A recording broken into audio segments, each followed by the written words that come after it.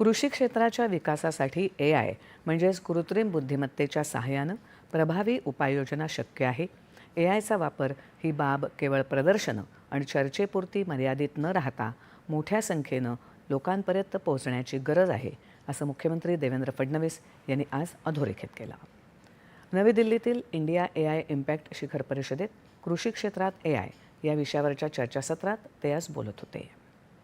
कृषी क्षेत्रात AIच्या सहाय्यानं अन्न सुरक्षितता, वातावरणातील बदलाला सामोरं जाण्याची क्षमता, महिला सक्षमीकरणासह सर्वांगीण समृद्धी आणण्यासाठी राज्य सरकार प्रयत्न करत असल्याचं ते म्हणाले. नव्या तंत्रज्ञानाच्या मदतीनं शेतकऱ्यांच्या जीवनात परिवर्तन घडवण्यासाठी भारत सरकार, जागतिक संशोधन संस्था, गुंतवणूकदार यांच्याशी राज्य सरकार सहकार्य करण्यासाठी तयार असल्याचंही ते म्हणाले.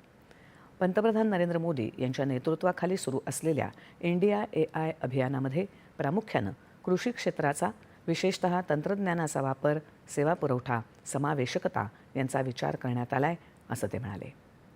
यावेळी मंत्री आशिष शेलार आणि मंत्री नितेश राणे यांचीही उपस्थिती होती. ज्यात कृषी